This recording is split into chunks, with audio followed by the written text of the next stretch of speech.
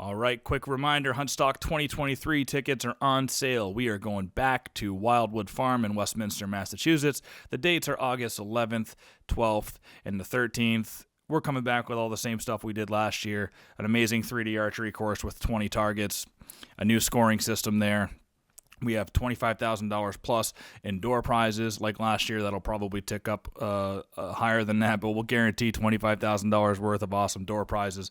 We're going to have a great lineup of speakers, podcasters, YouTubers, new sponsors and exhibitors, and experiences. So it's going to be, if you were there last year, it's going to be everything that we did last year.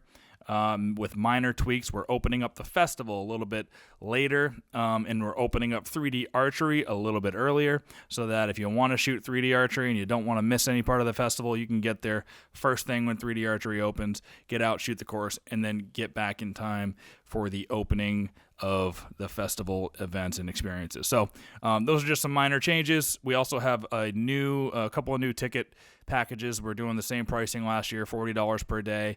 3-day pass for $80, so you essentially get a free day if you do the 3-day pass. And then we're adding in the 3-day super pass, which is access to the festival all 3 days plus unlimited 3D archery. That's $150. You're going to get 6 door prize tickets with that one, and also you'll be invited to the Thursday night VIP party on the farm before Huntstock even opens. So if that's something that you're interested in, I definitely recommend getting the 3-day super pass. It's going to be the best bang for your buck. Oh, and one more thing. If you want to win a custom Huntstock 2023 Woodman Arms muzzleloader, and I think you should want to win that. It's gonna be awesome.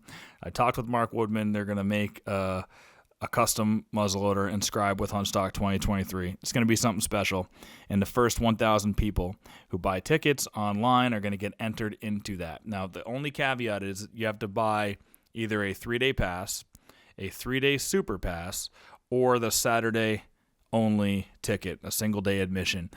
You just have to be there Saturday. You have to have a Saturday ticket because that's when we will do that special drawing. So buy a 3-day pass, buy a 3-day super pass, or buy a Saturday admission ticket, and the first 1,000 people to do so are going to get entered into that raffle. So we're looking forward to that. And other than that, we'll trickle out announcements as we get closer to Huntstock.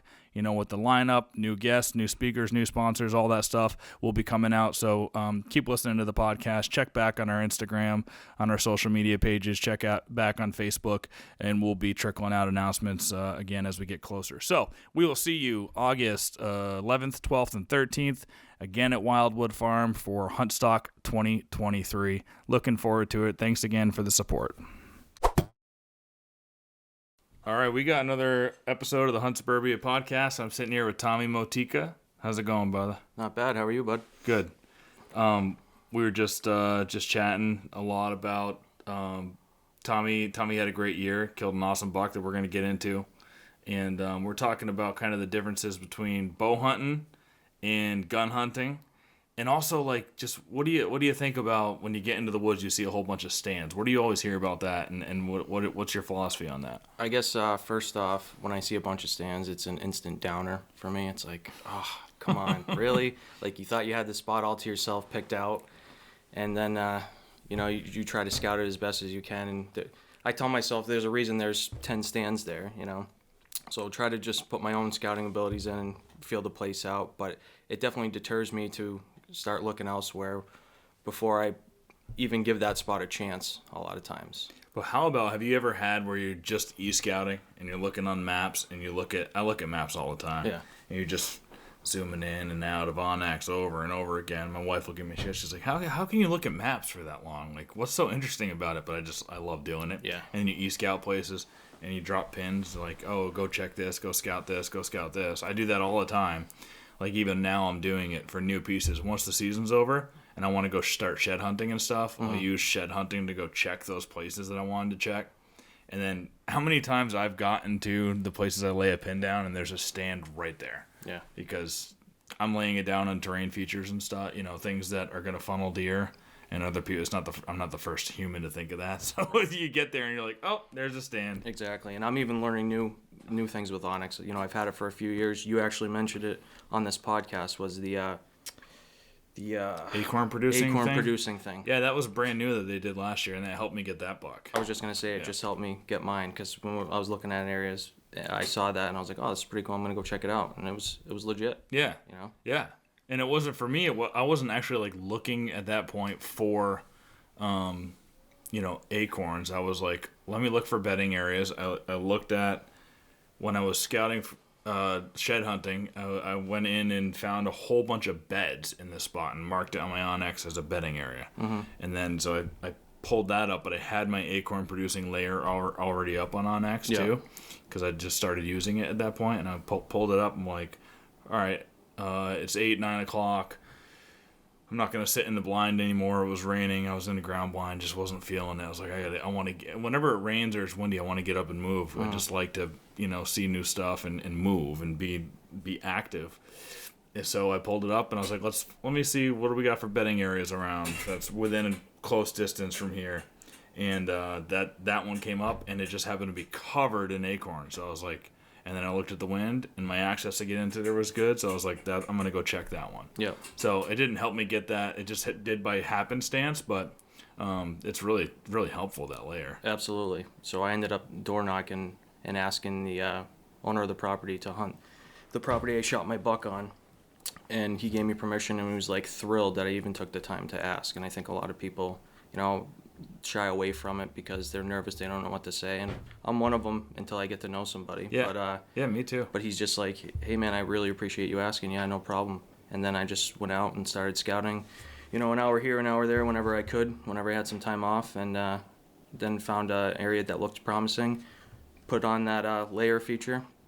And I don't know if anyone else has talked to you this year about acorns, but they're like non-existent. Oh, 100%. Yeah, it's very few and far between. Even like my go-to spots in previous years, there's nothing there. And I'm like, what is going on this year? And everyone's seeing deer out in fields and lawns and stuff. So I actually used that feature and said, well, let's go down and see if there's actually acorns there. And there was deer there too. Really? Yeah. Yeah. So. Yeah, that's the thing.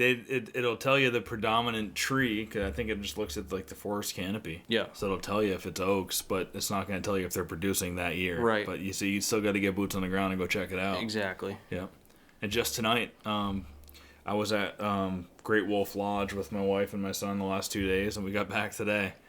And we got back, I think, like 1:30, and I was like, I want to go get a 2-hour hunt. My son took a nap, and I took a jaunt out. I jumped some deer going in, and on the way back, I drove by a field, and there were 5 deer in the field. I couldn't really tell. It was barely could see. I pulled the binoculars up. I think they were probably all doe, but they are hammering fields right now still. And I think they're at the point now too where even if you have a bunch of good acorns areas, those are probably mostly picked through. There still will be going through there, so don't discount that. Right. But I would get closer to field edges, and I think they're getting closer to yards now too, like backyards. So absolutely, kind of gonna switch the game plan there a little bit. Although, like I was telling you, dude, the big 8-pointer that I'm hoping to get this year, I went in on a still hunt a few days ago in the rain. And he's just on the edge of a swamp. There's no acorns in there. I looked everywhere. There's this barren of acorns. Swamps always have some kind of food. So it's not like every deer is moving to fields and yards. I mean, if you got swamps too, swamps are going to have food. Yeah. Just from the forage, and that buck was hunkered down in the swamp. That's where I got mine, was near a swamp, near it. Yeah. Yeah. So why don't we let's talk about the buck that you got this year. Sure. Why don't you tell everybody like how you started hunting? Maybe you said that you got into bow hunting this year or recently. Right? Yeah, bow hunting the last couple of years. I mean, if you want to. And how that's different from what you were used to hunting. Yeah, so I mean, I started hunting, I think when I was about 12 is when I killed my first deer. Yep. Grew up, my dad's hardcore outdoorsman, lives to hunt and fish, and apparently it's genetic because that's all I like to do as well. So I went out with him and made a homemade stand on our own property, and I went out and one of those wooden stands. One of those wooden stands, yeah. And then woke up first thing in the morning, and then I hear some crashing behind me. I look, and there was this big doe. My dad's like, "Have at it." So I had my grandfather's. I actually still have it. It's an old Sears and Roebuck 20 gauge double barrel with 2 triggers on it. So I put it on her chest and shot her. she fell down, but her like front 2 legs were still up. So my dad's like, shoot her again. I shot her again. Got down. I was shaking so bad. I used to wear glasses when I was a younger kid before I got LASIK eye surgery. So I dropped my glasses, smashed them, got down from my ladder, and I go to walk over to her, and she was still moving. So I shot her again. My father's like, okay, enough. Like, that's just nerves. But I was just like, I didn't want her to go anywhere because it was a big thing. And that was a crazy moment. You know, it was awesome, and it's going to be a memory I'll have like ingrained in my head forever because my dad was there to share it with me. And you know, I was 12 with my first deer. She weighed 148 pounds. Oh, wow. Yeah. What a huge doe. Yeah, she was a huge doe. Holy There's crap. only, and I want to say to date, I think my buddy got 158, but that's the biggest doe I've come across other than mine. Yeah, that's a huge doe. Yeah. Yeah. So, like I said, I'm from Western Mass, so we have a lot of land. We do have a decent amount of hunters, but we have a lot of land that the deer can go to, you know. Was it a deer camp or just kind of out of your house? Nope, just like own private property, just out of the house, you know. And that started there, and then my dad kind of set me up. I got a few nice bucks on my own after that, growing up, like in my teens. And then just, I want to say a year and a half ago now, I ended up switching jobs and had to move. So I moved to my new property that's on just shy of 12 acres. Got set up there and really didn't have a lot of time to scout this year and was really kind of just, you know, moving as fast. You own 12 acres? I own 12 acres, yeah. Cool. Yep. And I set up some stands, you know, just based upon the little scouting I was able to do. And then I started, like you said, sitting on Onyx, whether it be at home or at work, and going, okay, what's the layout like? And ended up door knocking a few neighbors and stuff, introducing myself, and got permission. And then fast forward to the day I got my buck, I ended up supposed to hunt all day, took the whole day off. It was the second day of shotgun, and my wife hits me up the night before and goes, hey, by the way, can you bring our son to school? And I'm like, you know, I took tomorrow off to hunt. And I got to give her props because she puts up with me, because literally when someone comes up to me and starts talking deer or anything, she rolls her eyes because she knows it's going to be a 2 or 3 hour long conversation. She's like, you were literally obsessed, but whatever. I tell her there could be worse things I'm obsessed with. 100%. You know. So I said, okay. So I drop him off at noontime for school, and she goes, after you drop him off, go hunt. So drop my son off. I come back. I change, get into my clothes, and I'm like, oh, I'll call my old man, see if he wants to come with me. And then my buddy calls me, hey, what are you doing? Do you want to go out hunting? I know you had to drop your son off. I was like, yeah, come out. We'll figure something out. And then they brought up, hey, do you want to try that new piece you got permission for? And I was like, yeah, I don't mind going and trying it, but the guy gave me permission, and I didn't feel it was right to just go on his land with him not knowing about it. Doesn't mean you get a million guests. Exactly. Right? Yeah. And I didn't want to burn it for myself either. So I'm like, you know what? I'm going to go down and ask him. So I went down there right beforehand. I'm like, hey, it's not going to be like an all-the-time thing, but these guys wanted to come poke around with me in the woods. We just wanted to still hunt it. And I was like, I want to make sure, you know, you're okay with it before I go down there, because, you know, I really appreciate you letting me go. And he's like, absolutely. Thank you for asking. You know, so we went and posted. How big is this? This is probably 180 acres. Yeah. And nobody else is hunting it, or? Well, I think guys sneak onto it. Yeah. I definitely think guys sneak onto it and shoot deer off of it, for sure. So I just went down to the spots, like I said, I had focused on in Onyx and set my dad up in a pinch point. And then I walked over to another one, and I was basically on like the end of a peninsula next to a swamp. And as soon as I sat down, maybe 10, 15 minutes later, I hear deer blow. And my dad's probably, I don't know, maybe 120 yards away from me. But the wind's coming from my left to right, so I know the deer's at like my 1 o'clock, but I can't make out what it is. So I'm like, I know it's not blowing at me. Yeah, it's not your wind. It's got to be my dad's. Yeah. So I text my dad, and I was like, did you hear that deer blow? He's like, I can see its ear, but I don't know what it is. So I was like, okay, cool. So I'm just waiting there. Like another 20 minutes, half hour goes by, nothing. He goes, never saw what it was. I'm like, okay, cool. At least there's something around. And then all of a sudden I hear just like splashing in the water. And then I'm like, from behind me, out of all places, where I did not expect at all. Yeah, where it always I'm like comes looking, from. and you know how the deer, they're not running, but they do that trot. That I hear that, and I look to my left, and there he comes. And I look down, I see brown legs, I look up, and it's like, yeah, that's a buck I'm going to shoot. So I had him at like maybe 70 or 80 yards, and I was just going to, give him the meh and try to let one go, and I'm watching him, and just by his body position, it was like he was going to work his way over to me. And there was one little crossing right there that had deer tracks and stuff in it that I had just checked out before I sat down. I was sitting against a tree, and sure than shit, he comes over and he starts walking right on that crossing. He got to 40 yards and he stopped, and it was like he lifted his head just to set an air check the area before he came and committed to go over. And that's when I shot him. He mule kicks, and then he starts running right at me, full tilt, like.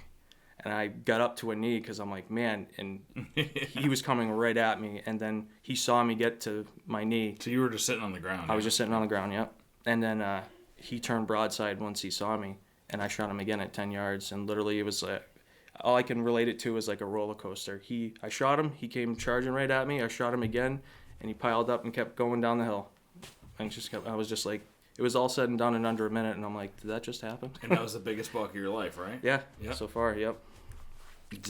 What an awesome way for it all to come together. But you said you were saying before we started the podcast, you kind of wished it was with a bow. Absolutely. So tell me more about like your journey into bow hunting. So bow hunting, I've always, like I said, since I was 12, shotgun and muzzleloader hunted, like live for it.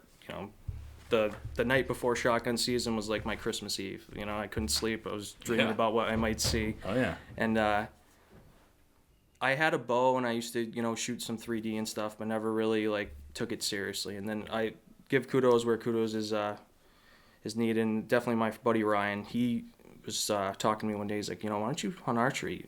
You know how many more deer you would see archery season? And I'm like, oh. He's like, we'll get you set up with the right bow and stuff. And this was probably like 4 years ago now. So I'm like, all right, like it's more time to hunt. I'm game. So I went and bought a newer Matthews at the time. When the Triax came out, I bought the Triax, and loved the bow. Started shooting 3D more and more. Went to like the Reinhardt. I had Brian Visco put a set of strings on it for me and stuff, and I loved the bow. And then just that first year, going out and the amount of deer I saw compared to shotgun or muzzleloader, I was like instantly hooked. And like prior to this, I got super big into bird hunting. I trained both my bird dogs, and in October I'm New Hampshire, Maine, Massachusetts, all over the place, running after woodcock, grouse, pheasant, whatever. And my dogs are getting older now, and I was literally like a madman come October, November, because I'd be like, okay, I'm going to wake up, sit in my stand till like 10, run home, change, take the dogs out for an afternoon hunt, get back home by 2 o'clock, and throw my clothes back on, take a shower, and then go sit in my stand till dark. That's funny. I didn't even think, because I don't know anything about woodcock and any kind of game bird hunting. I don't do any of it. Yeah. But I wonder how many guys there are like that bow hunt in the morning for deer, then run their dogs, and then bow hunt again. Yeah. I'm sure that happens quite a bit. I mean, it was like, it got pretty stressful, but it's fun at the same time because, you sit in your stand and you have the days you don't see anything. It's nice to go grab the dogs, and like, bird hunting's fast action. It's a quick, you can go out for 20 minutes and limit out on birds sometimes if you time it right, and I just like everything about it. Love to get the dogs out there. I train with them all year to hunt basically a month and a half. So, yeah. But it's definitely fun. But he got me into bow season, and from there on I was hooked. And now I'm like slowly starting to be like, just this year alone, I went up to New Hampshire with the dogs for 4 or 5 days, and then I was back here hunting from Halloween on with my bow, and saw some nice deer. Literally, your podcast too has definitely helped me. Listen to all these guys, talking about, hey, we'll give them another year. And me being in a new area now, I mean, I don't know who's hunting it. The season isn't over yet. I've run into some guys and stuff, but I'm like, yeah, it makes a lot of sense. You know what? I'm not going to shoot this fork horn. I love venison just as much as the next guy, but I'm like, there is something bigger out there. Like, let's give this guy a chance. Yeah. And I passed on some smaller bucks and some does, and I want to say November 9th this year I told my wife I'm doing an all-day sit. This is the rut, and I don't know how you feel, at least from everything I read online this year, is when the rut really was like full blown. But I always try to take off like the second week in November. That's usually when I take my time off from work. But I feel like there was a lot more activity the third week this year than the second. Yeah, it's like the 10th through the 20th, like all the teens has always been seen for me. The last 4 years hunting Massachusetts, that's when I've seen a lot of the action, you know. The first weeks in November too, just November 1st through the 9th or whatever, and when you're in the single digits there, it was definitely an uptick in movement, but it was always like 10th through the 20th was like the time. Yeah. This year it was a little bit weird, a little different. I was hunting new areas because I was forced to get away from places that I had been hunting in the last few years that were loaded with acorns in the last few years, and then they're barren this year. Mm-hmm. So it's actually nice because it's forced me to kind of expand and look at new areas to hunt. And I found some really nice, new cool places. But I put a lot of time in those places now because they had acorns and the other places didn't. So I was just like, well, I'm just going to hunt in these basically 2 new spots I spent most of my time in. And I'd be sitting there all day, and I didn't see much rut activity this year at all. Previous years, I'd see tons of bucks chasing does.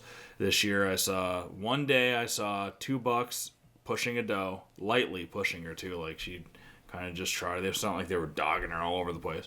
2 bucks chasing a doe, and they were pretty small bucks.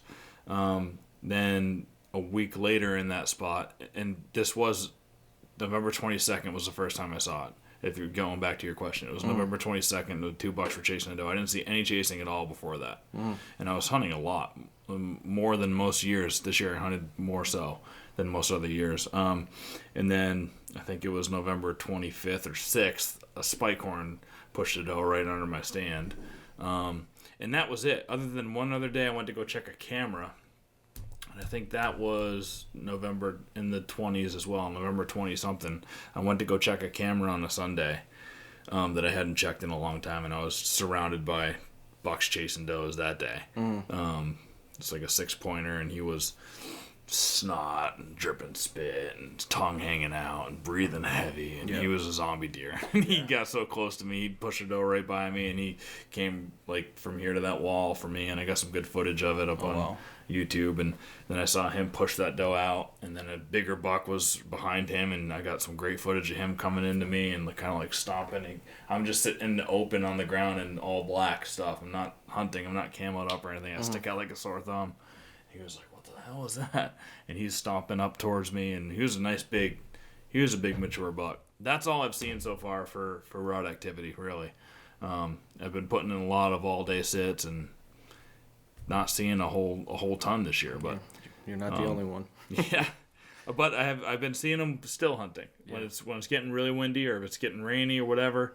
Getting out on the move, I've been seeing mature bucks that way. Just haven't got any shots. Yeah. No, so like I said, November 9th, I went out there, told the wife I'm going to do an all-day sit. Sat from sun up to literally probably it was like the last 10 or 15 minutes of legal shooting. And I got up, I said, I'm going to flip my seat up, just kind of veg out, stretch my legs, and then call it a night. And probably 7-8 minutes before it was over, I hear crashing coming down the ridge. So I'm already standing up. I grab my bow. I turn. I'm like, what is it? And I see this little patch of brown just zigzagging down the ridge.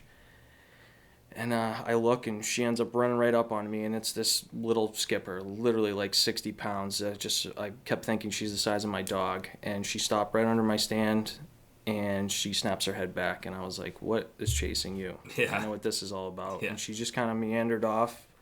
And before I saw the buck, I heard him, and that was probably one of the coolest experiences I've ever had. It's just, hearing it's so quiet, but yet loud, if that makes sense, because I just heard, meow, meow, meow, and all of a sudden he just comes up over the hill, and I'm like, whoa, like, wow. And that's like textbook rut activity that every hunter just dreams about seeing exactly. in November. I felt like I was a lot. Exactly. I felt like I was in Ohio or something, And then he comes charging right down to where she was just standing, nose to the ground. I have him at 20 yards, walks behind a tree, draw, walks past it. I let him have it. I hear the smack. He bounds off 3 or 4 times, and him and the doe walk off beyond the swamp. And I set up, near this swamp because the wind direction at the time was perfect, and I thought all my thermals would fall into the swamp. The swamp would pull my thermals out, so they wouldn't be able to wind me. He never looked up at me once, anything like that. And instantly texted my dad. I'm like, I think I just shot a huge buck. This is going to be the biggest one I've shot thus far. I'm like, I need you to come down and, if you want, and help me hopefully drag him out. Yeah.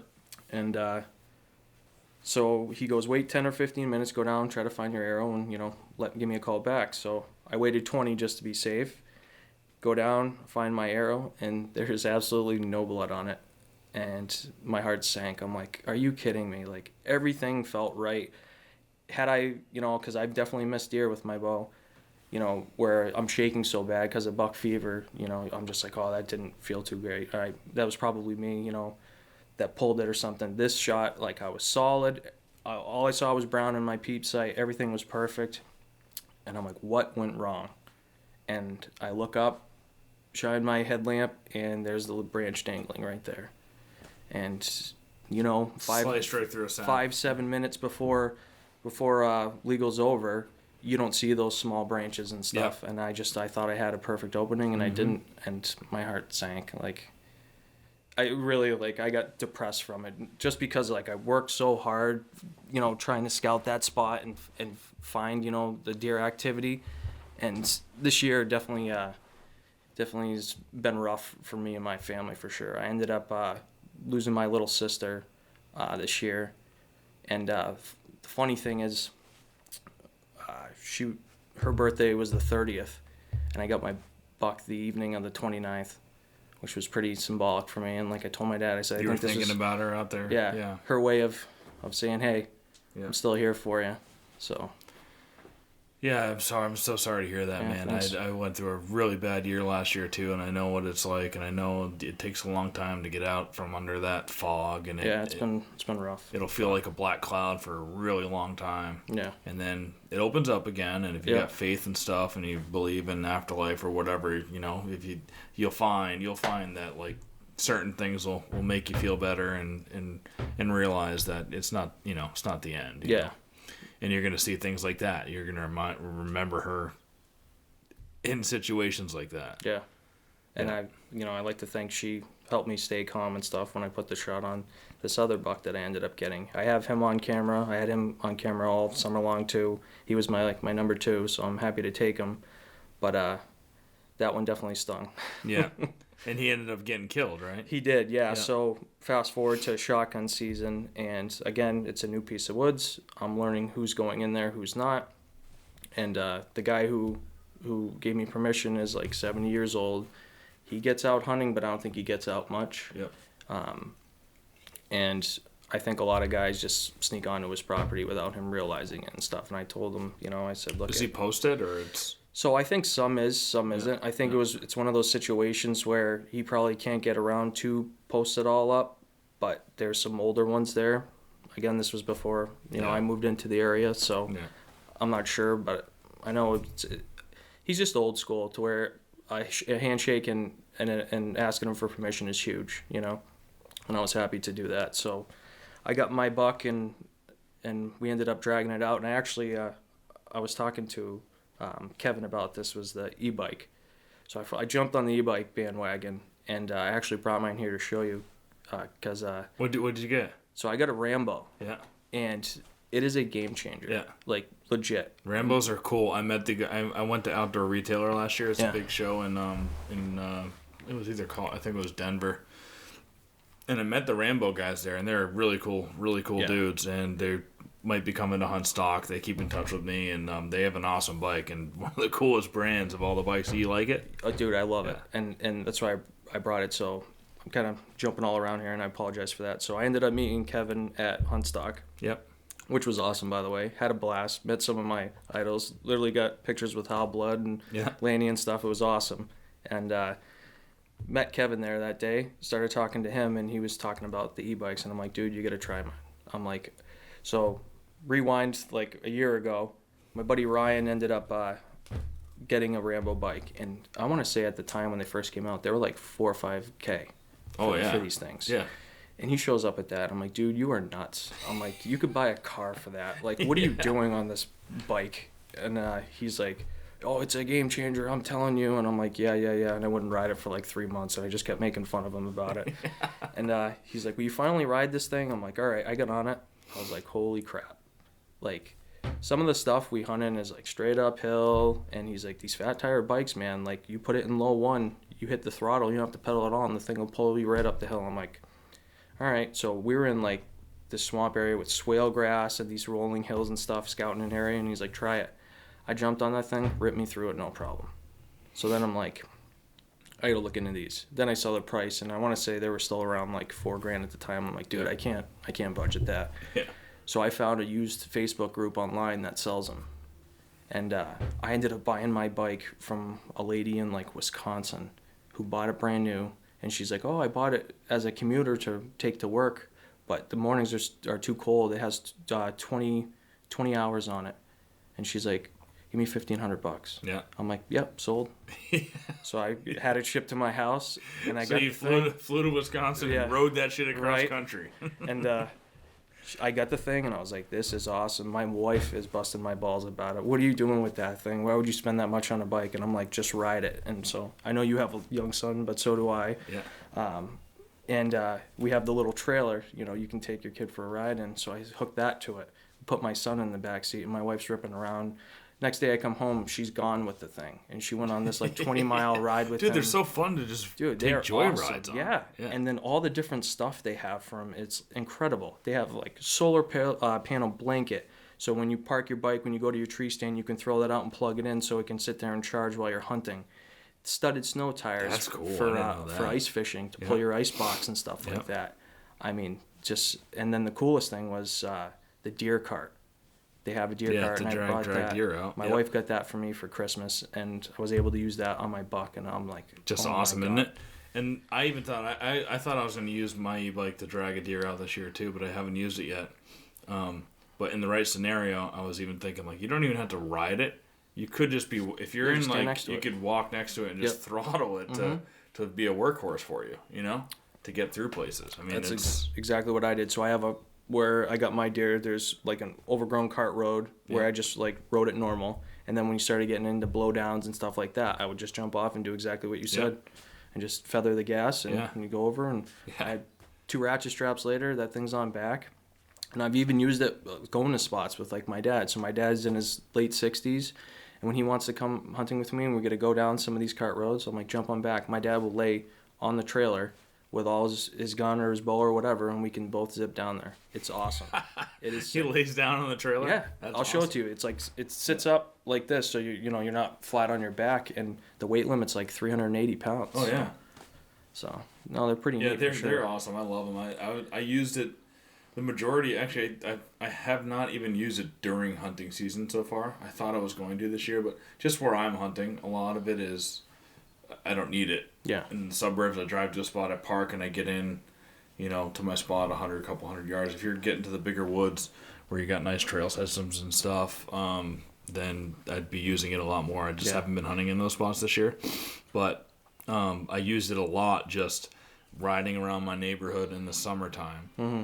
I really like to, one of the things in Vermont growing up is I would go looking for deer with my dad. It would be a bonding thing. He'd be like, hey, you want to go looking for deer, boys? And we'd jump in the car and we'd do the same route where you go on this, it's like a 20-mile loop, and it's farm country and stuff, and there's fields, and it's all dirt roads. And you just drive slowly, and you look out the window, and you see deer. You use binoculars, you check them out, and you'd count them, and we'd keep track. Oh, we saw 40 today, we saw 50 today, or we saw 10, and you'd have records and all that stuff. So going back to that, I like doing that here. Mm-hmm. It's way different here than like in Vermont, rural country when you're in the suburbs. Mm-hmm. It's a little bit different, but I still try to do it. And the first few years I moved here, I would go and take drives around in my Jeep and just do it.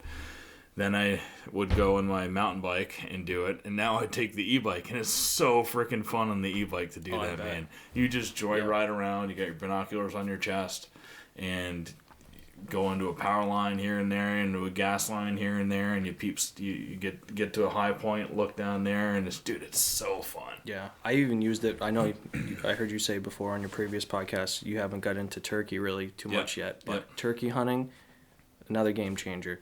I had the saddlebags on it, so it holds my turkey decoys, my blind, chairs, whatever you want to put on the thing.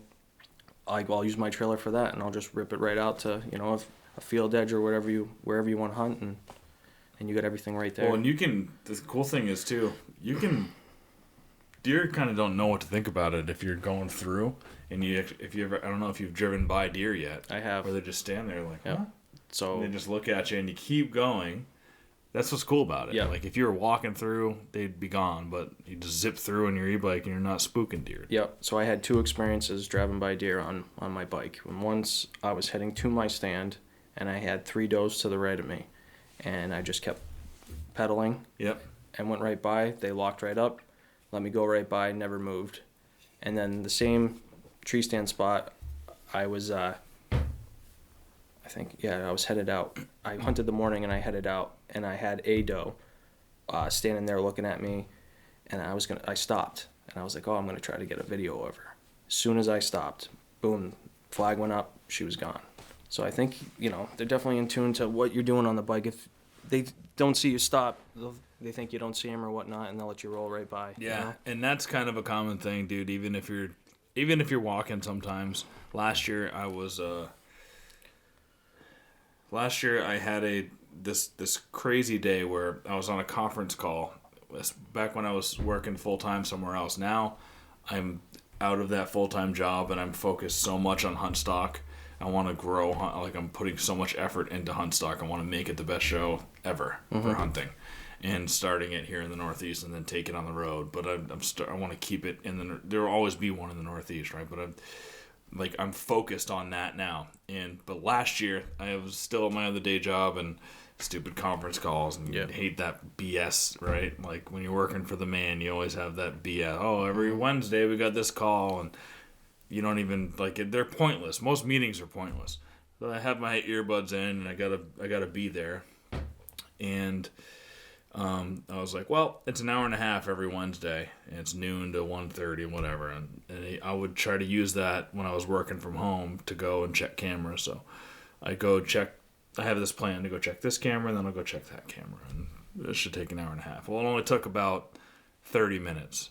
I checked those cameras, and I got back to my car, and I was like, well, my bow's in the back. I'll take the bow for a walk. I grabbed the bow. And I just, where I was parked, and I hardly ever hunt in this place or didn't even really think to. Mm-hmm. There's a lot of trails and stuff. I was like, I'll just go take a walk through there.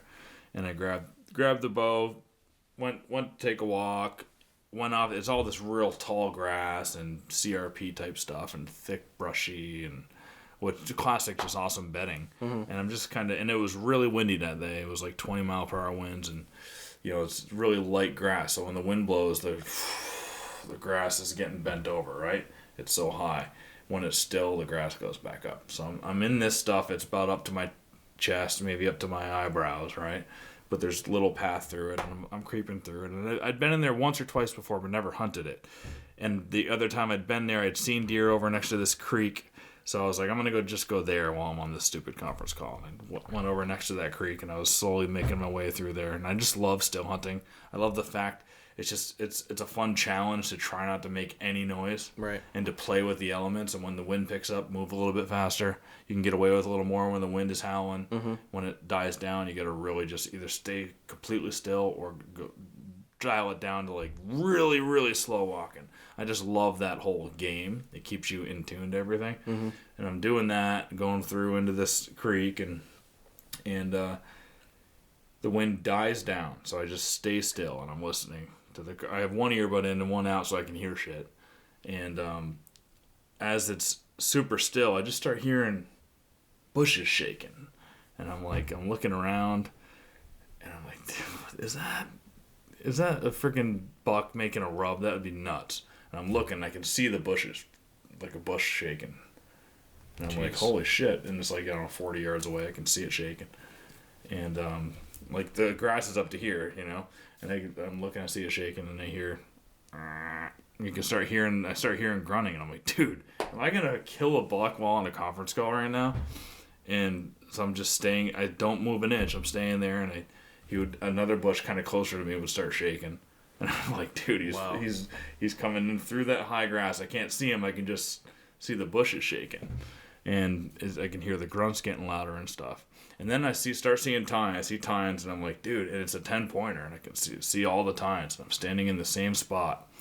And there's one point where I was like, I can see the tines going through, and it's taking forever, it seems like. Like, he's taking his time coming through. And he was so close to stepping out of that real tall grass into a place where it's more matted down. And a better shot. The whole time I was like, he needs to get there because they can't shoot through the grass that I'm in and the grass that high grass. If he steps out there, then my plan was I was going to draw. Like over here, I could kind of draw. There was like more matted down here. I'd draw here, and then I was going to go up and over the grass and have a shot at him in that matted down stuff. But he never stepped into that spot. He kind of went down towards the creek that I was watching and stayed in that high with the high stuff as the cover.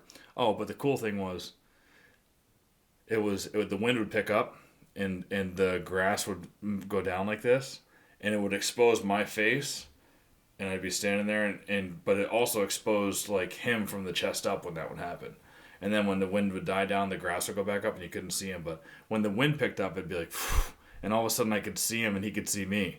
That's cool. And it was really cool. I never got shot on him. He went down the creek and went away. And then when the wind picked up, I was like, I got to try to make a move. Went down to the creek a little bit and snapped on a twig. He heard me and he was gone. But then I knew that area, and this is where I was getting to.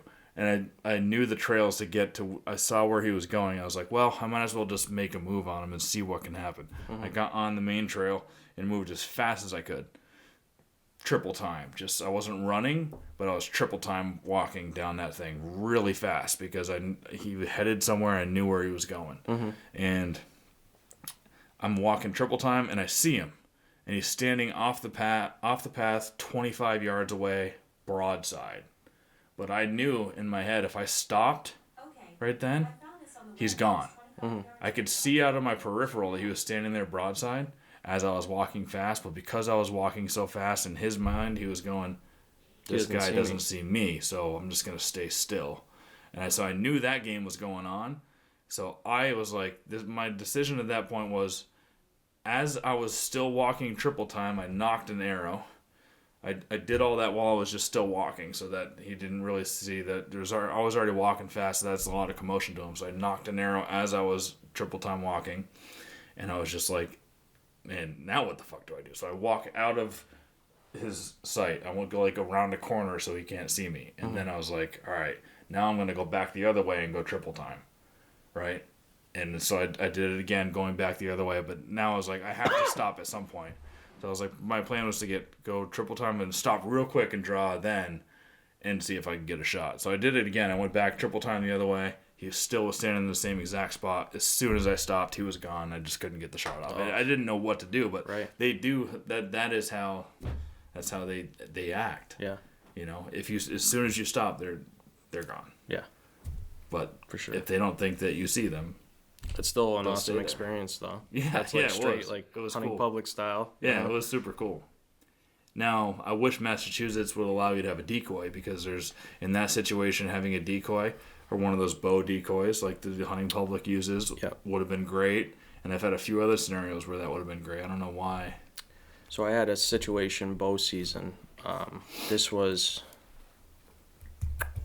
I want to say 2 nights after I missed that 8, where I took the old bleak can out and started turning it. I did it a couple times. It was maybe like 4 o'clock, and I had some of Chad Wickham's Backyard Scents. Yep. Shout out to you, Chad. Awesome stuff. I would spray some every now and again in the wind. I had a scrape near me that I hit on my way in, but I would just spray some around my stand as almost like a cover scent too, because I'm like, it's rut, anything can happen, whatever. And I wouldn't say right after, I would say maybe 40 minutes after or something, I bleeded again, and then I heard running down that same ridge that he had came from. Yep. I couldn't see him, but I could hear him, and then it stopped. And I'm like, okay, what's going on? And I'm like, he heard me bleeding, obviously. I assume this is a buck. And he's looking for anything down here that looks like a deer. Yep. He heard me. He could probably smell me based off of, what I was spraying. Yep. But he couldn't see anything. Yep. And it's the same exact scenario where I'm like, man, if you had a decoy or something, he'd have all three, and he'd come right in and give me a shot. But he stayed up there, and he was probably like 75 yards away. I couldn't see him. And then it started to get darker, and I'm like, well, I got to try to make something happen. I gave him 2 soft grunts. He came in closer, and I never saw him. And then I was freaked out because I could hear him, but he wasn't getting any closer. It was like he was almost just like feeding right where he stopped. And now I'm like, well, what am I going to do? It's past shooting light. I don't want to bust him out of here. So I waited like 20 extra minutes and then slowly got down and tried to go around him so I didn't bust him out. But I never knew what it was, but I like to think if I had a decoy for sure, that would have been like the missing link to getting him down in there. Yeah, I struggle. I go back and forth with whether to rattle or not. Like a few years ago, I rattled, my first year living here, I rattled a nice one in behind my house, and it got to 40 yards. Like I saw him on a mission, 65 yards, kind of quartering away. He came from behind me to the left, and I was like, oh, he's never, I gave him a little bit to see if he'd turn and come in front of me. He was gone, not coming back, so I was like, I'm going to rattle. This is kind of my first experience with rattling. I rattled, and 7 or 8 minutes later, he came right back up the hill to investigate what that rattle was.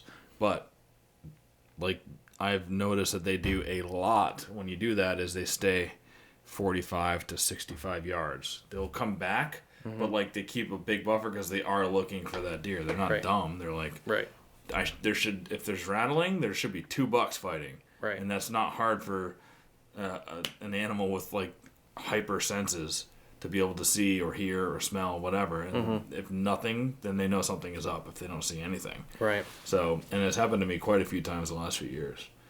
You get younger bucks to come in. Younger bucks, like they're dumber, so they'll come in closer. And I'm sure like a million guys out there will say, dude, I've rattled in giants. And yeah, if you get the right buck with the right attitude and the right day, I'm sure he'll just come right charging in too. Exactly. If he's a zombie, but...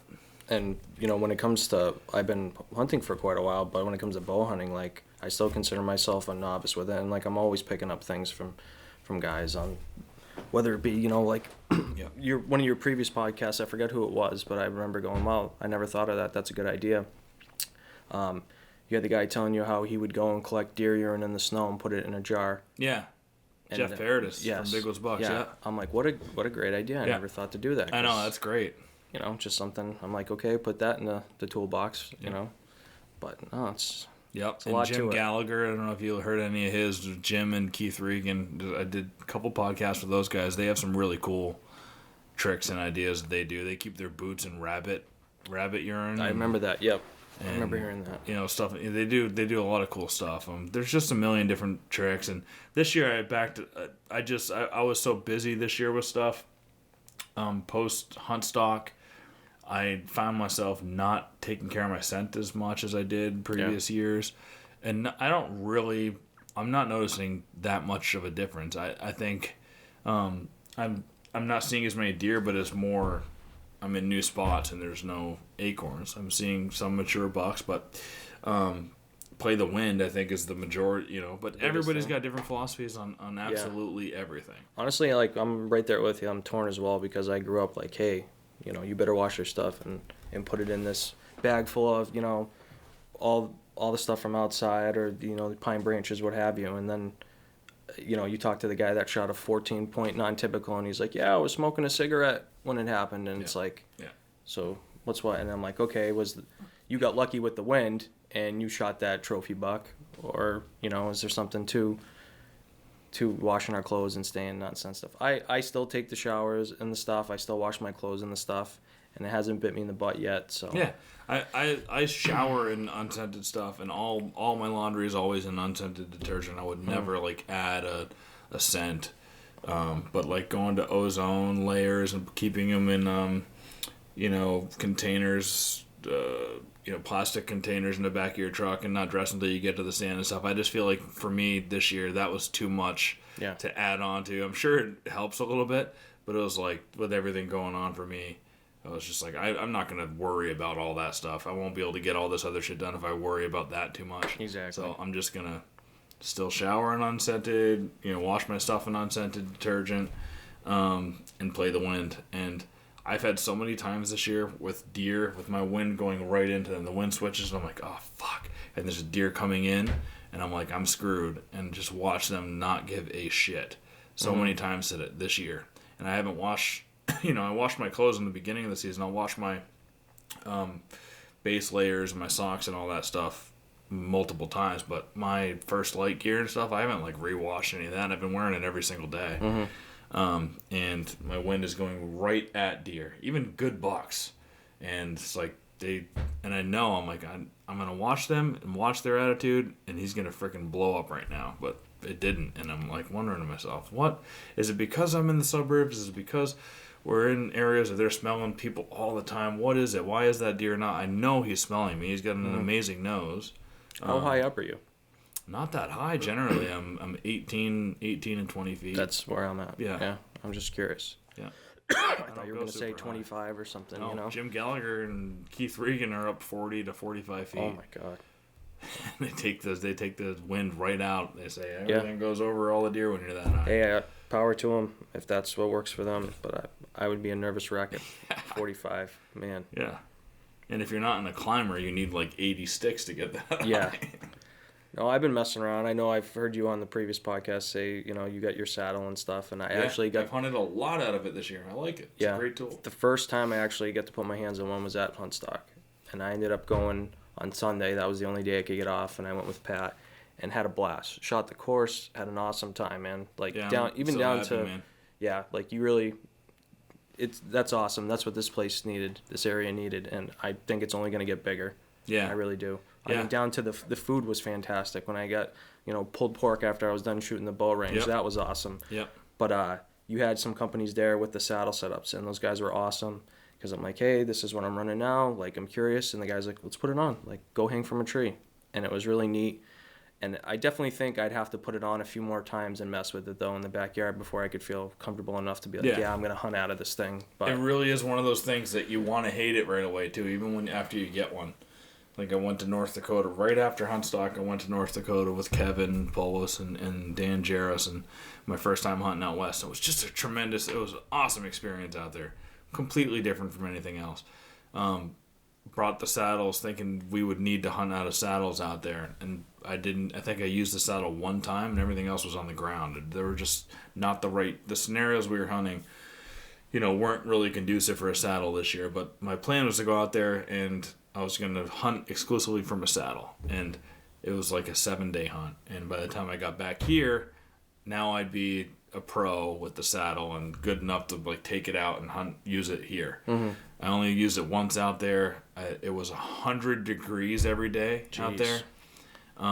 So I would recommend not like trying to learn a saddle in 100 degrees because it's kind of frustrating in the beginning. There's lots of stuff hanging off. There's ropes everywhere.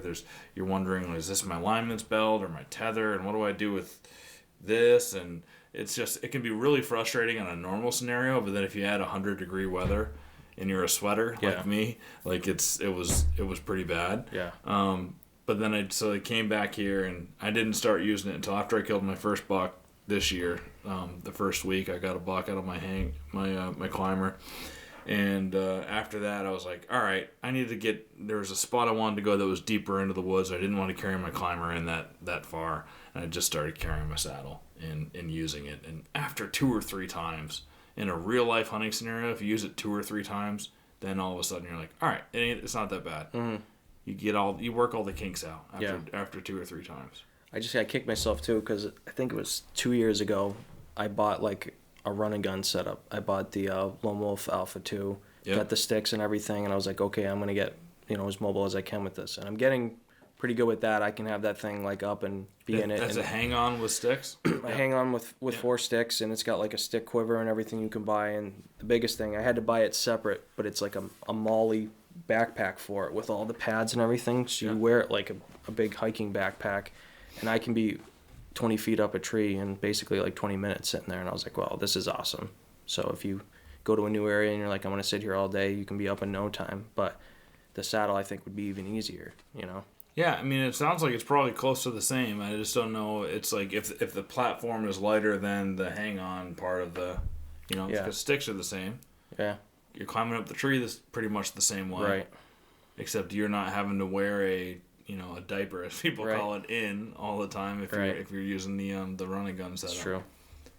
Yeah. Hey, whatever works for. I'm hoping we can get Dan Infalt out to Huntstock this year. I think there's going to be a good chance of getting That'd be awesome. one of those kind of national guys. We'll have our northeastern guys here again. Yep. But like getting Dan Infalt or somebody from Hunting Public to come, or Eberhart.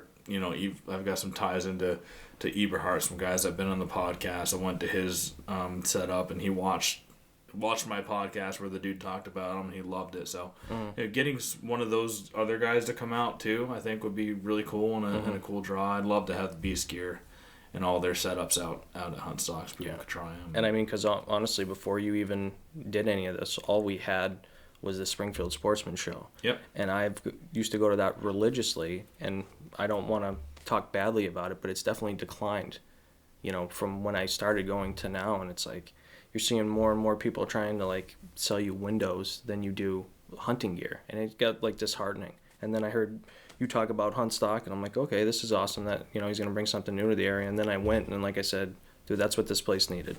Absolutely, it's awesome. I can't wait to go again. Yeah, it's dude. I'm invested in it. In my family, I gave up my full-time job, and I was doing pretty well at my other job, so it's a big risk for me to take all that security away from my other job that I've been at for 10, 12 years, consistent money, and walk away from that to put everything into Huntstock. And that's what I'm doing now, because I did, I dipped my toe in last year. For the first year, I wanted to see how that would go, but I spent a whole crap ton of time on it. And then after how it went, I'm like, all right, it was good enough. What I saw there, and everybody was so happy, and the energy levels there were awesome, and just the amount of awesome feedback from it is it's all I needed to. I'm gonna put everything into this now that I got, and it's only gonna get better. Absolutely. Every single year. It really is. We're gonna keep it a smaller show. I don't want it to be this giant 50,000 people come to it show. I like what it was like last year. Yeah. How many people did you have? There's no way to know exactly. We estimated 3,000, but it's not different people. It's daily attendance times 3 days. Yep. Probably 3,000, total people in total. I think the Friday was 800 people were there. Saturday was 1,500 to 2,000. And then Sunday was 800 or 1,000, and who knows how many of those were the same people for all 3 days. Right. I know I had a bunch of people hit me up and be like, hey, how was it? They were using me as to feel it out, and I'm like, you got to go. You got to experience it for yourself. Yeah. And like I said, just everything about it. I know you were just talking about having your Woodman arms. So I've had the same Thompson Center Omega since I was probably, 15, 16, and I shoot it well. So I'm like, why get rid of a gun that I shoot well, And I walked over to the Woodman Arms booth and talked to Timmy Bulldog was there, but then he ended up started talking to somebody else. So one of the guys that worked for him was like, hey, try it. And I'm like, I'm not really in the market for a muzzleloader. He put it in my hands. That was the end of it. I know. That was the end of it. That's what everybody says, because it's dude, it's so light. It is, but it looks, don't ask me why. When I first saw it, I was like, those look like heavy guns. And then he's like, just here, take it. And I picked it up, and I was like, I need this in my life. Yeah. Dude, so that's on the Christmas list, hopefully. As you're talking about that, I'll probably do something in the beginning of this podcast to talk about this. But so I called Mark Woodman 2 days ago because I'm about to open up ticket sales for Huntstock next year. I think we're gonna open up on Monday, so this will probably come out Sunday. Tomorrow, ticket sales should be open for Huntstock, and the first 1,000 people who buy tickets for because we're going to do this drawing on Saturday, so you have to be there Saturday. So it has to either be a Saturday ticket or a 3-day pass to Huntstock. And we're going to have a 3-day super pass this year too, which is the 3-day pass plus unlimited 3D archery. So it's like kind of bundles everything in. Last year, all 3D archery was separate and stuff. So we're doing a little bit different things with tickets, but the first 1,000 people to buy a Saturday ticket or 3-day pass will get entered into a custom Huntstock version, one of one, completely unique Woodman Arms muzzleloader that we'll draw on Saturday. That's awesome. So it's not for everybody that comes. It's just the first 1,000 people that buy online. Mm-hmm. That's awesome. So that's going to be super cool. Mark was like, yeah, we'll do that. And they do some really cool custom stuff. I think I'm going to ask, they have an artist that does like custom art on the stocks and stuff. I don't know if you ever seen. They have like a white smoky one, different smoky colors. Yep, they had that there. And I always had a thought. I'm an artist, like at heart, and I've had a thought of like, man, I want to kind of like help design something unique with them through that. So it's not just a standard stock either. It's something custom that is relatable to Huntstock and the Northeast hunting and all that. And so yeah, that'll be cool. And we're gonna do Huntstock will be a lot of the same from last year. Different vendors and sponsors. There's gonna be more podcasters and more YouTubers and stuff, and we'll improve on some things and get rid of some things that didn't go so well maybe. So all of it's gonna be really, really good, the same as it was last year, but with improvements. So awesome. I'm looking forward to it. Cool. Yeah. What else do you want to touch upon, dude? I don't know. Do you have another tag? I do. Yeah. Are you still hunting? I am, yeah, actually. Oh, I get something we can talk about. So, as I said, I live in Western Mass. So, I ended up... And I want to talk quabbing. Yeah. So, this year, I don't know how much you've heard about the quabbin in the past or whatnot, but essentially I grew up living around there. Yeah. And, like, some of the deer my grandfather and my dad have are phenomenal because our land was right near it. So, like, when I was a kid, they have some smashers up on the wall that I used to just sit there and drool over. Because it was just a sanctuary forever, right? It was just full of deer, and these deer obviously... And you couldn't hunt it, though, back in the day, right? Correct. Yeah. So these deer obviously would come over to our farm, and it was just incredible. And then they started hunting it, and then my dad said he hunted it the first and second year, and... you know, guys were just going absolutely crazy. This, according to him, my dad, anyways. And I said, well, what do you mean by crazy? He goes, I found so many dead deer going back there and just, like, walking it. I said, really? And he's like, people were coming from all over, and suddenly, you know, the guy sees a nice 6-pointer, shoots it. Well, there's a 12-pointer standing behind it, so he shoots the 12 and grabs the 12 because it's bigger. And there was a lot of deer. He said he found more dead heads and stuff down there, like, than he's ever found before. And he's like, it was crazy, and the deer didn't know what to do. So people said it was like a slaughterhouse for the first couple years, and then suddenly, like, that had such a big impact. I can't even, like, tell you on hunting around that area now. Like, it still hasn't recouped from it. Anyone you talk to from my area in Western Mass will tell you that, like, the deer have not recouped from that. And then, so now they do this controlled deer hunt, and a lot of guys are against it, but I've always looked at it like it's a chance to hunt a couple thousand acres that I don't normally have access to. Why not go in there and be picky, because there are still some slammer bucks around there, like, for sure. So this year I ended up getting picked for the Prescott hunt, and there was like 335, don't quote me on the number, people that were picked to do it. It's like a lottery. So and they opened it up for 2 days. This place hasn't been hunted. It's a big peninsula that hasn't been hunted in, I want to say, like 5 years. So, of course, you know, they give you 2 days to scout it. How many acres is it? Oh, 330 sounds like a lot. It's like thousands of acres. So, I mean... But still. And I don't know how accurate, and again, this is just my opinion, take it or leave it. They go by droppings on how many deer per square mile. I was just talking with somebody about this the other day. And I'm like, you know, no offense, I'm no biologist or anything, but a deer can... shit in the same area 5 times and it can still be the same deer, like, and you're counting that as 5 deer, you know? But anyways, they opened it up, and I'd say it's a couple thousand acres. And so the first day I'm all jacked up to go because I know what could be in there, and we had some good bucks scouting and stuff, and then we're on our way there, and my dad gets sick. He starts whatever that bug is going around or whatever, my dad got it. So he's like, you got to bring me home. I'm like, oh, and it's pouring to top it all off. Yeah. As much as I was like, oh, I could still hunt this. This could be great. Yeah. I'm like, all right. So I end up bringing my dad home. End up not going. So complete scratch day one. And then I hear about all the deer that got shot there that day were some really nice bucks. So I'm like, Dad, we're definitely going the second day. So I ended up talking to Chad, and he said he was hunting out there with some buddies. So we ended up linking up with him, and we're able to go out and hunt together the second day.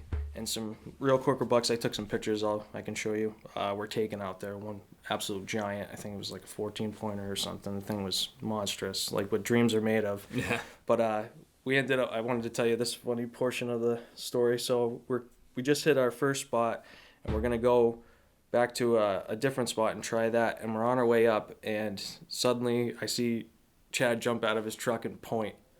And I look, and there's racker buck and a doe standing right there. And I see there's more guys like down off in front of him, and I'm like, what the heck is going on? So you can legally like shoot off the road right there and stuff because they're old dirt roads. So I'm like, well, I guess I'll grab my gun and see what this is all about, you know? So I go running up the ridge, and I see some other guys over here, and I was like, why is no one shooting at these deer? Yeah. You know, what is going on? And I'm like, I'll show you a picture of the buck after. He's like a solid 2.5, 3-year-old buck. And I get up like mid-ridge, and I pick up my gun, and I look, and I can see him in the scope. They're behind some jack pines, and then I look, and I just see a sea of orange. And I'm like, this is a recipe for disaster. So I end up not shooting, put my gun down, and I'm like, this is like straight up dangerous. So my dad had his cell phone going, and he was laughing. He's like, why haven't you shot the deer yet? And I'm like, you don't want to see what's on the other side. And I go look around the corner, and I don't know what it was, because I mean, most guys, you're going to run into guys during the quabbin hunt, but it's usually far and few between. For whatever reason, I think everyone met right there because it was like a pull-off where guys could eat lunch and chit-chat. There was like 14 guys around that corner. And Did they all see that deer too? They saw Chad and I run into the woods, Yeah. which got them, piqued their interest to start like jumping up on stone walls and being Oh like, my God, oh, let's get that's ready. a And I'm like, this is crazy. So I didn't shoot at the buck, and it was a nice buck, don't get me wrong. It ended up being a 9-pointer, I think. And I ended up being like, yeah, I'm not shooting it. I go walk down to the road, and I drive around there, and all those guys are standing there. I'm like, do you realize like we would have just been shooting at each other? And guys are like, I had no idea. I just saw a guy run into the woods, so we figured we'd see what it was. And then I hear pow. And a guy came down from the top, which kudos to him. He didn't shoot near any of the guys. He had a clear, shot, and he ended up taking the deer and dropping it there. And Chad and I went and talked to him afterwards. It ended up being a guy I know. I didn't even know he was in there hunting and stuff, and he was all excited because I think that was his biggest deer. So all in all, like, yeah, it was a good thing, but it definitely sketchy. Like, Yeah. I definitely, I don't know, maybe feel weird about doing hunts like that. I'm just like, man, I'm not that guy that goes in big groups or anything and hunts. I'm kind of that loner that's just like by himself, and I'd rather shoot a deer out of a tree stand, putting my homework in, than go with a bunch of people and do that. But it's still, like I said, it's a different area. You get to see different things. I mean, you come across some cool stuff, man, because like I think they flooded 4 towns to do that back in the 50s, and like I found 3/4 of a Model A car in the middle of the woods there, like still like rotting away. Yeah. It's pretty neat. But And there's moose and stuff in there. there's right? tons of moose. Yeah. They always have you fill out that moose survey, and I always wondered, like, I wonder why they don't open up moose hunting. I don't know. And everyone I talk to down there, I'm like, you have us fill out these moose surveys. Do you plan on having a moose season at some point? And they're like, no. But I can tell you right now, there's different zones that they allow you to hunt. Hardwick, Petersham, Pelham, New Salem, and Prescott. And, like, I usually see more moose than deer. I wonder why. Why do they do only 2 days? I think because they're trying just because they want to control it so much, and they can't staff it for a week or the whole season. So there's another permit you can get too, where they open it up all of shotgun now, which is new as of like the last couple of years too. So you can go into those other parts of the quabbin and hunt, but it's completely on you. Like, gates are locked, so you gotta hoof it in, and if you get something, you gotta hoof it out. And like, so my big question was, I asked about my bike, because I'm like, that's fine, I'll park my truck at the gate, but if I want to go 2 miles in, can I take my bike? And they're like, if it's an unpaved road, then no. So I'm like, but if it's a paved road, and they're like, well, it says right here, no bicycles are allowed. And I'm like, okay. Wait, so you can hunt that the whole shotgun season now? If you get the permit.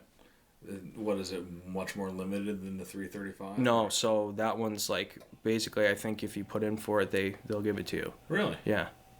Yeah. So you can go and hunt all of shotgun season there in those zones, but the Prescott, they had shut it off. Don't ask me why. I don't know if they like reached their limits there, and they wanted to shut it down for a few years, but they only opened that up for 2 days. So I went and hunted that. So you can't go back into that one? No. Yeah. Right.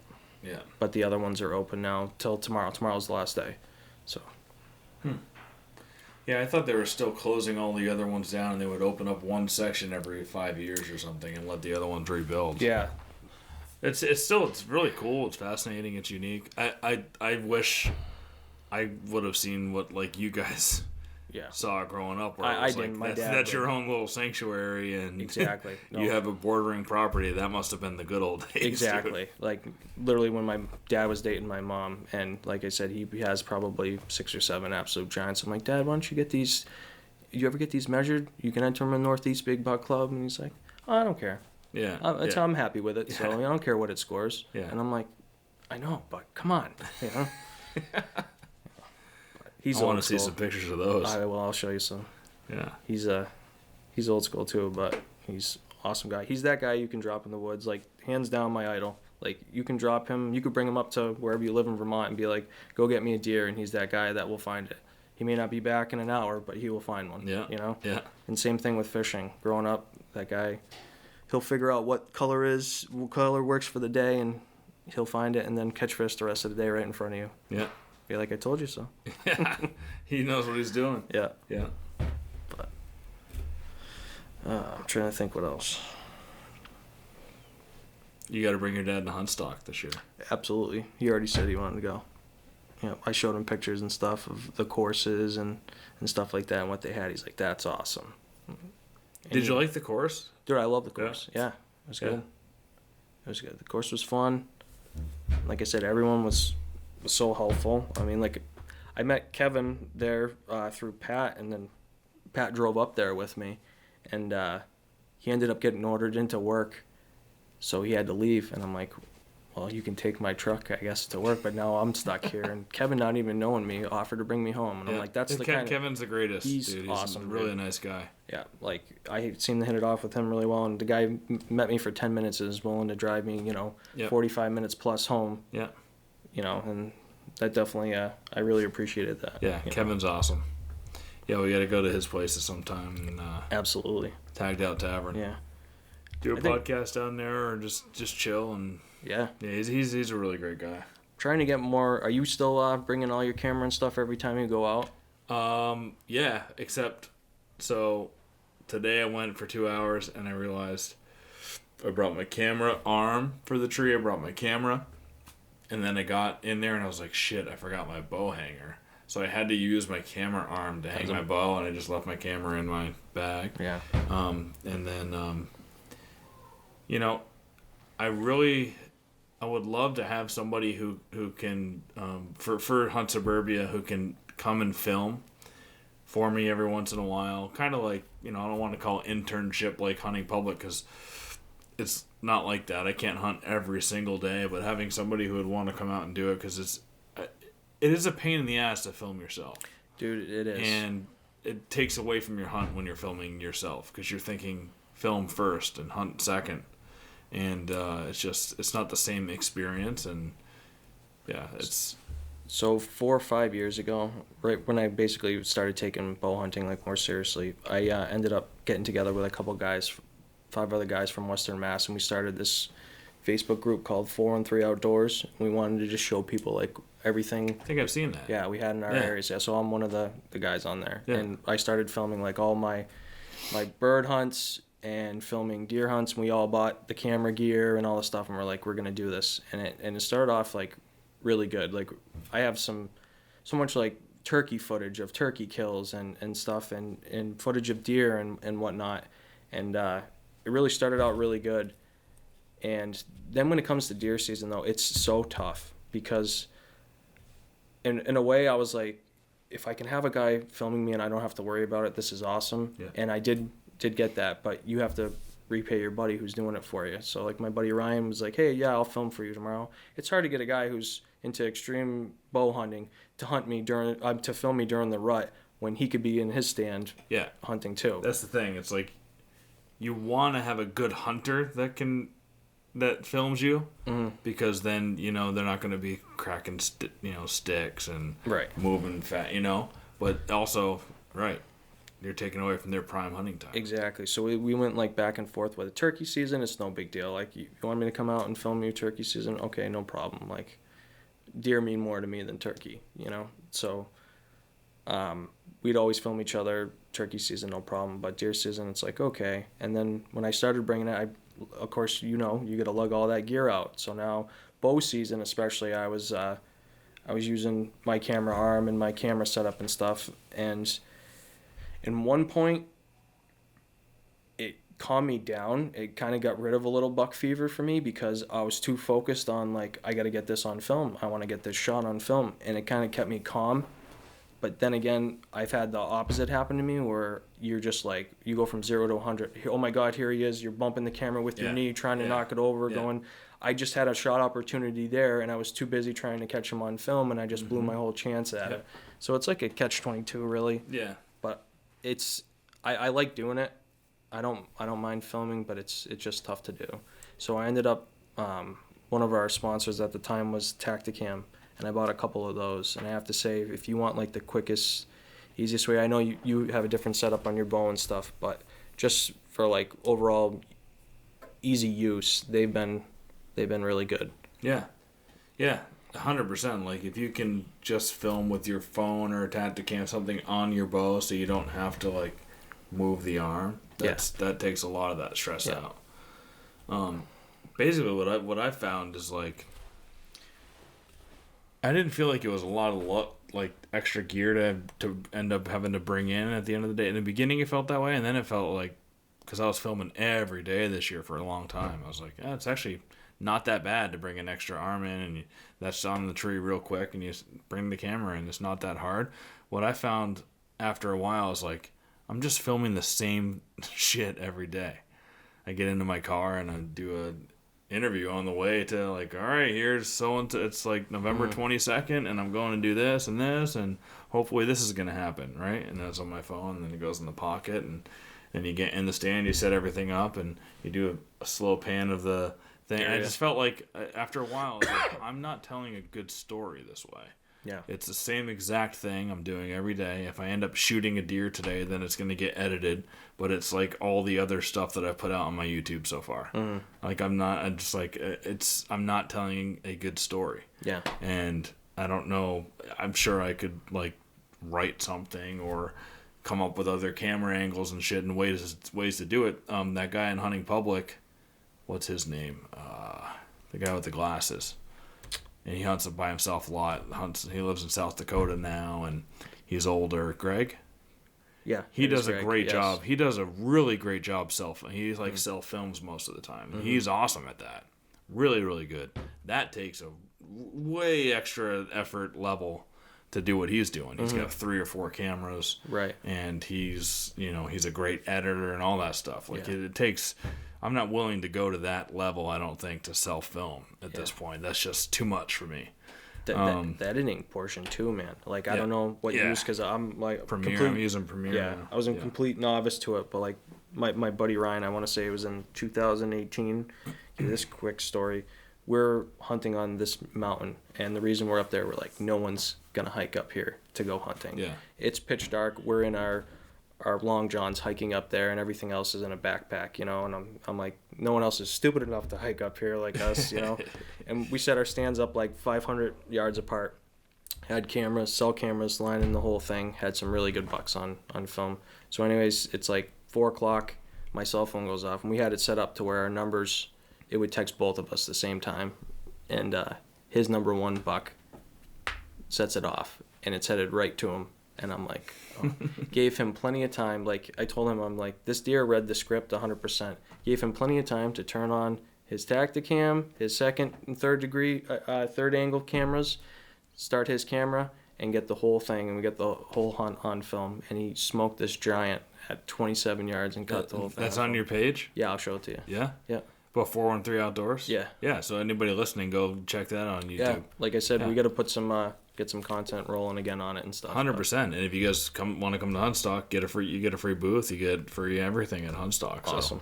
So, like, that's one of the cool things we want to keep doing is if you're a content creator and you're putting out content, you've got a history of putting it out, come and set up a spot and be a part of it, you know, for free. Like that's awesome. We want to always do that. Yeah. And we're gonna do this year. Like I'm gonna be asking sponsors as they sign on to be whatever sponsor, exhibitor, or Huntstock.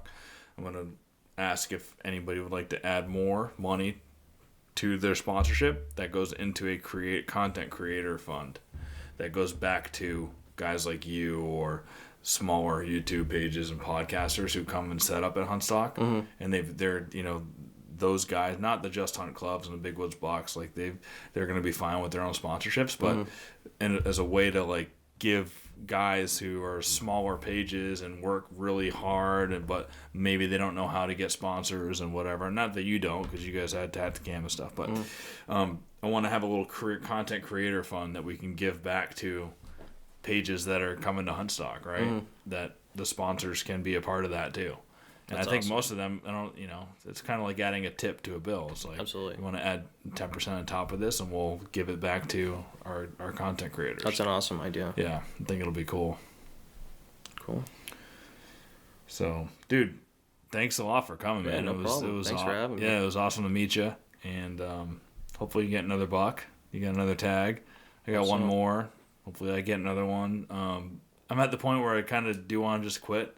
I got like Huntstock stuff is coming quick. Like we're gonna release this Huntstock video tomorrow. This will be Sunday, and Monday, the video will come out on the promo for Huntstock next year, and it's gonna be that all the way for the next 7 months. So I'm kind of ready to just quit and focus all on that, but I can't, dude. Whenever it like rains or it might snow on Monday, I gotta get out there with the woodman, dude. Yeah, I don't blame you. Try to get one more buck. Absolutely. Right? Good luck, buddy. Yeah, dude. Thanks again, man. Thanks a lot.